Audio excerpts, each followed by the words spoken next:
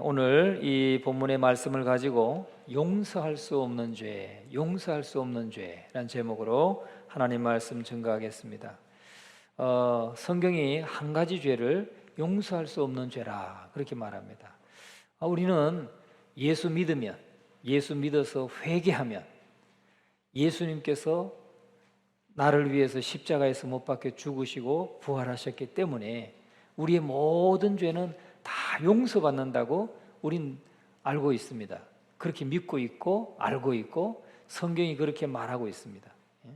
그래서 예수님께서 십자가 위에서 피 흘려서 대속해 주셨는 것은 우리의 현재의 죄뿐만 아니라 과거의 죄, 현재의 죄, 앞으로 짓게 될 죄까지도 그 죄를 다 죄값을 대속한 것이거든요. 대속한 것이기 때문에 이것은 어떤 면에서는 좀 모순이지 않느냐 이렇게 생각될 수도 있습니다. 그러나 모순이 안 되는 것이 뭐냐면 주님께서 하신 말씀이기 때문에, 주님께서 하신 말씀인데 다른 것은 다 용서받는데 요 문제 하나만큼은 용서받지 못한다라고 분명한 단서를 걸어 놓으신 말씀이기 때문에 우리는 다른 모든 죄는 용서받아요. 우리가 아까 읽었던 누가복음 23장 34절 말씀은 예수님을 지금 십자가에 못 박는 로마 군병들에 대해서 예수님께서 하나님, 저들은 자기가 하는 일을 알지 못합니다. 용서해 주시옵소서. 그렇게 기도하고 있는 장면이거든요. 예수님을 십자가에 못 박는 그 군병들까지도 예수님을 십자가에 못 박아 죽이고 있는 사형을 집행하고 있는 그런 사람들에 대해서까지도 주님은 하나님의 용서를 구하고 있어요. 하나님의 용서를. 그런데 어떻게 하나님이 용서하지 못하는, 하나님 앞에 용서받을 수 없는 그런 죄가 있다는 말인가? 있다는 거예요. 우리는 이것을 잘 기억해야 된다는 겁니다.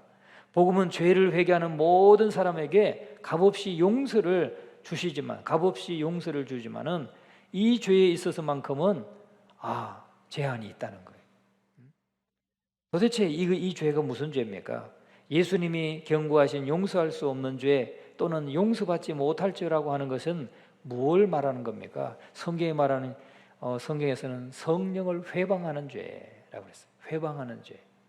그런데 지금 성경, 이제 개역 개정판은 성경을 모독하는 죄라고 했어요. 모독하는 죄. 성경을 모독하는 것은, 성령을 모독하는 것은 사심을 얻지 못하겠고 그랬는데 개역 한글판은 성령을 회방하는 자는 사함을 얻지 못하겠고 그랬어요. 회방한다는 말 우리가 좀 이해하기가 좀 어려운 말이기도 하죠. 회방은 뭘 이루지 못하도록 막 방해 놓는 것을 회방이라고 우리가 보통 알고 있잖아요. 그런데 그 성령을 회방하는 것은 할 때 회방은 그 헬라 원어를 성경 해석해 보면 모독하는 것이 모독하는 것. 성령을 모독하는 자는 용서를 받지 못한다라고 그랬어요. 그러니까 예수님을 부인하고 예수님을 말로써 거역하고 이런 사람들 다 용서받을 수 있는데, 그러나 이 성령을 모독하는 자는 회개를 해도 용서받지 못한다는 거예요. 그러니까 무서운 죄죠. 무서운 죄예요. 예수님을 안 믿습니다. 나 예수 거부합니다. 나 안 믿겠습니다. 그러면 구원받을 수 없지요. 그런데 하나님, 제가 잘못 생각했던 겁니다. 지난번에 그렇게 하나님을 거부하고 예수님을 거부했던 것은 제가 잘못 생각했습니다. 용서해 주시옵소서. 그러면 그래, 용서를 해 주시는데 성령을 회방한 죄는 용서받을 수 없다라고 말씀하시는 거예요. 예수님께서는 이 죄를 현재에도 미래에도 용서받을 수 없다고 분명하게 말씀하고 있습니다. 31절, 32절 말씀 다시 한번 읽어봅니다. 그러므로 내가 너희에게 이르노니 사람에 대한 모든 죄와 모독은 사심을 얻되 성령을 모독하는 것은 사심을 얻지 못하겠고, 또 누구든지 말로 인자를 거역하면 사심을 얻되 누구든지 말로 성령을 거역하면 이 세상과 오는 세상에서도 사심을 얻지 못하리라. 예수님께서 직접 하시는 말씀이에요. 얼마나 중요한 말씀입니까? 용서할 수 없는 특정한 죄가 무엇인지 그 정체를 확실하게 하기 위해서 많은 해석들이 있습니다. 살인한 죄, 간음한 죄처럼 이 중한 죄일 것이라고 생각하기도 했습니다. 아니, 이 세상에서 가장 큰 죄는 뭐예요? 사람 죽인 거죠. 사람을 죽였어요. 그런데 그것도 아주 야비하게, 아주 뭐랄까요, 너무너무 사람을 고통을 주면서 야비하게 죽였다든지, 아주 뭐랄까요, 그 표현이 잘 안 되네요. 사람을 한 사람만 죽인 게 아니라 사람들을 꼬여가지고 고통스럽게 그냥 너무너무 많은 고통을 주고, 그러면서 사람을 죽이면서 유희를 즐긴 사람들은 오래 받아요. 적어도 20년, 30년 받아요. 자기가 그걸 막 사람을 이렇게 가학을 하면서 유희를 느낀 사람, 꼭 세디즘처럼 그 사람을 괴롭히면서 막 희열을 느끼고, 그러다가 그냥 사람을 죽이는 걸 보고 희열을 느끼고, 그런 사람 없을 것 같죠? 있어요. 그런 사람, 오은춘 같은 사람이 있다니까요. 그런데 그런 사람들은 큰 중환죄죠. 사람을 막 20명씩 막 죽인 사람 얼마나 중한 죄인입니까? 그러나 성경은 그 살인이나 간음이나 이런 중한 죄 모두가 하나님을 대적하는 매우 흉악한 죄이긴 하지만은 진정으로 회개하면 용서받을 수 있다는 거예요. 그것도 유영철이 같은 사람, 오은춘이 같은 사람, 예? 그런 사람도 또 누구에 있어요? 옛날에 막 사람 가다 놓고, 막 지하에 가다 놓고 사람을 앞에서 죽여가지고, 그 사람들 보는 데서 앞에서 죽여가지고 불태워가지고 막 고기를 또 막 먹는 신용을 하고, 진짜 있었어요. 막가파. 아우, 그런 사람 우리 옆에 없기를 기도해야 됩니다. 우리 날마다 기도해야 돼. 그런데 그런 사람, 우리가 생각할 때 너무나 악독한 사람이죠. 그 악독한 사람들이지만 그 사람도 하나님 앞에 회개하고 자복하고 회개하면 용서받을 수 있다는 거예요. 용서받을 수가 있어요. 여러분, 다윗이 말이죠. 다윗이 밧세바를 범했어요. 밧세바의 남편 우리아는 아주 충성스러운 신하였는데, 장군이었는데, 밧세바를 범하고 나서 그 죄를 덮기 위해서 우리아를 오게 해가지고 휴가를 줬더니, 아니 얼마나 충성스러운 우리아가 충성스러웠는지, 아니 지금 동료들은 다 전장터에 있는데 내가 집에 가서 쉴 수 없습니다 하고 궁궐에서 잤다는 거예요. 궁궐에서 부대 원들하고 같이 잤다는 거예요. 그러니까 다윗이 덜컥 겁이 났어요. 왜? 밧세바를 범했잖아요. 그래서 아이가 생기는데, 큰일 난 거예요. 그러니까 어떻게 합니까? 다윗이 자기의 그 범죄를 숨기기 위해서, 숨기기 위해서 우리아를 전쟁터에 보내라고, 더 최전선에 보내놓고, 너희들은 빠져가지고 자기들이 고립되어서 적군에게 죽게 하라고 요압 장군에게 편지를 쓰지 않습니까? 근데 그 편지를 써가지고 우리아 그의 손에 들려서 이거 요압 장군에게 갖다 줘라 하고 들려보냈어요. 다윗이 얼마나 성군임에도 불구하고 그 생각해보면 정말 야비하잖아요. 제가 하면은 미안하다, 내가 한순간 내가 잘못해가지고 내 아내를 조금 내가 실수했는데 내가 너에게 네 원하는 거 다 해줄게, 용서해줘라, 이렇게 한다든지, 아니면은 정말 어디 말이야 한번 왕이 휴가를 줬으면은 집에 가서 쉬고 올 것이지 혼내든지 그럴 거 아니에요. 그런데 그 자기의 죄를 덮기 위해서 당사자를 죽음에 내몰아라고 하는 편지의 내용을 써가지고 당사자에게 줬어요. 얼마나 충성스러우면 또 그걸 열어보질 않겠어요. 열어보지 않고 갖다 주니까 결국은 요압 장군이 최전선에 보내놓고는 뒤에서 지원해야 될 군사들 싹 빼니까 완전히 포위당해서 죽었어요. 그래놓고 우리아가 죽었나이다 하고 보고를 합니다. 여러분, 다윗이 말이죠, 간음죄도 지었죠. 살인죄도 지었죠. 얼마나 큰 죄를 지었어요. 그래도 다윗이 하나님 앞에 회개했을 때 다윗이 용서를 받았다. 하나님이 용서해 주셨어요. 용서할 수 없는 죄라고 하는 것은 집요하게 끝까지 그리스도를 믿지 않는 것이라고 많은 사람이 생각했어요. 끝까지 예수를 믿지 않는 것, 그것을 용서받을 수 없는 죄라고 사람들이 생각했어요. 대체로 사람은 죽음 앞에서 죄를 회개하고 그리스도를 받아들일 수 있는 마지막 기회를 맞이합니다. 그동안은 계속 거부를 하고 했다가도 죽음 앞에서는 받아들일 수 있어요. 죽음 앞에서는 왜? 이제 영적인 현실을 보게 되니까, 죽음을 보게 되니까 영접할 수가 있어요.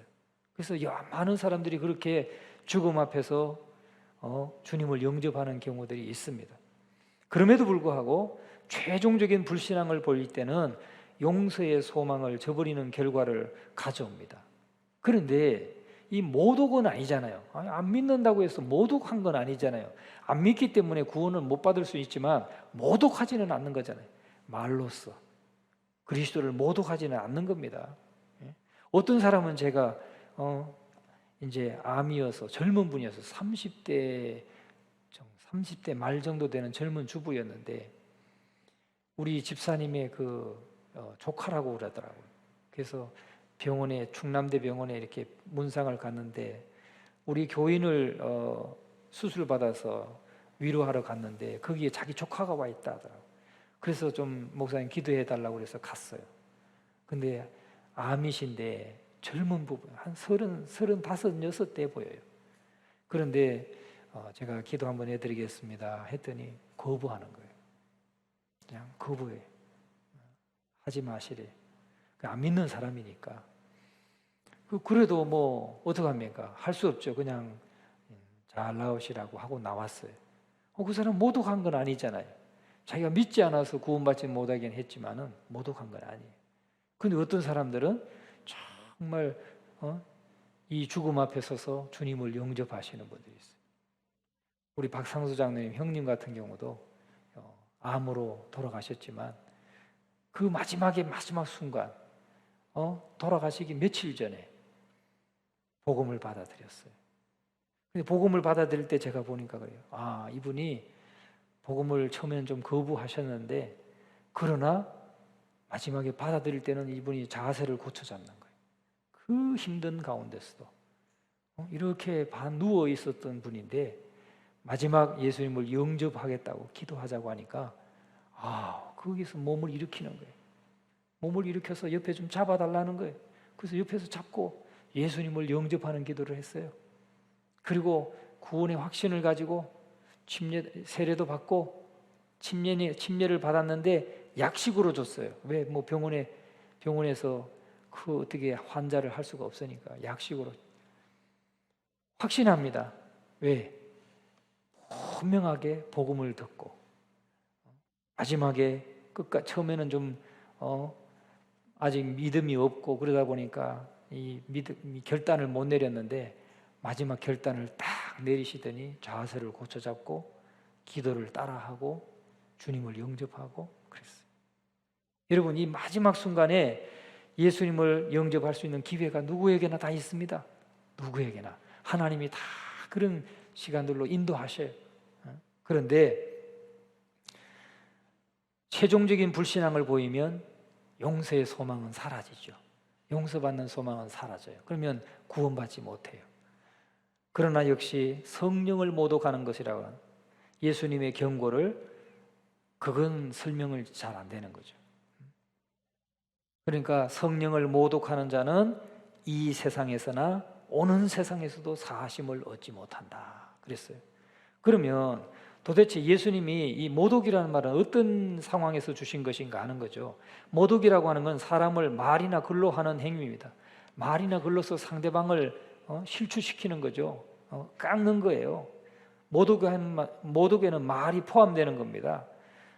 그래서 신성모독은 어떤 행체든지 하나님의 성품을 심하게 모욕하는 것임에도 불구하고 용서받을 수 있는 죄로 때로는 간주되기도 해요. 왜? 막 강도들이 예수님을 비방하다가 한편 강도는 그걸 깨닫고 예수님을 영접하잖아요. 자기의 죄를 깨닫고 영접합니다. 그래서 하나님의 성품을 심하게 모독했었지만은 그러나 용서를 받았어요. 그러나 성령을 모독하는 자는 이 세상에서도 용서받지 못하고 오는 세상에서도 용서받을 수 없다 그랬어요. 예수님이 용서할 수 없는 죄에 관해서 경고하신 것은 예수님을 고소하는 자들이 예수님을 사탄과 동료라고 말한 상황에서 벌어진 거예요. 그러니까 예수님이 지금 귀신 들려 눈물고 말 못하는 사람을 데리고 온 그 사람을 예수께서 고쳐주셨어요. 예수님께서 고쳐주시니까 아니 바리새인이라고 하는 하나님을 누구보다도 열심히 섬긴다고 하는 바리새인들이 뭐라고 하느냐면 바알세불의 힘을 힘입지 않고는 귀신을 쫓아내지 못하느니라 그러는 거예요. 바알세불 귀신의 왕인 바알세불을 힘입지 않고는 저 귀신들을 쫓아내지 못한다. 그러니까 예수님이 지금 저 귀신을 눈물고 말 못하는 그 귀신을 쫓아낸 것을 바알세불의 힘을 힘입어서 쫓아낸 것으로 모독한 거예요. 모독한 거. 무슨 말씀인지 아시죠? 이해되시죠? 하나님의 역사를 갖다가 귀신의 역사로 지금 둔갑시킨 것이고, 또 예수님은 하나님의 능력으로 성령의 능력으로 그렇게 고치신 것을 귀신의 능력으로 그렇게 호도하고 모독했다는 거예요.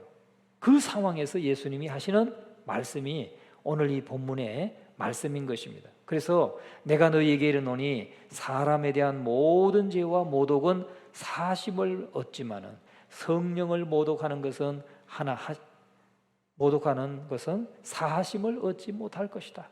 이 세상에서도 사함 받지 못하고 오는 세상에서도 사함 받지 못할 것이다 라고 분명하게 말씀하고 있는 거예요. 예수님의 경고는 아주 진지하고 두려운 경고죠. 그러나 예수님은 무지함 때문에 예수님을 회방한 자들을 용서해 달라고 기도하셨어요. 누가복음 23장 34절에 보면 예수님을 십자가에 못 박는 군병들, 그들을 참 무지해서 예수님을 알지 못해서 십자가에 못 박는 그런 사람들, 무지함 때문에 예수님을 십자가에 못 박고 있기 때문에 그들을 용서해 주시옵소서 그랬어요. 무지함 때문에 예수님을 회방하고 이런 사람들은 용서를 받는데 성령을 모독하는 사람은 용서받지 못한다. 여러분, 우리가 이것을 알아야 됩니다. 우리가 예수님을 믿을 때 내가 믿는 게 아니에요. 온전히 100%내 힘만으로 믿는 게 아니에요. 먼저는 성령이 나를 거듭나게 하셔야 돼요. 나를 거듭나게 하셔서 내 눈이 열려져야 돼요. 왜? 내가 영적으로 죽어있는 자니까. 성령이 나를 살려줘야 돼요. 먼저 생명을 불어넣어줘야 돼요. 하나님이 택하시고 작정하시고 사랑하셔서 택하시면 성령님이 찾아오셔서 우리를 중생을 시키셔요. 우리에게 생명을 넣어주면 그때 눈이 떠져가지고 이게 죄구나. 이것이 이 예수 그리스도를 믿어야 내가 구원받는구나. 이것을 깨닫게 되는 거죠. 그런데 성령을 모독하고 성령을 부인하게 되면은 결국은 그 자체가 일어나지 않는 거예요.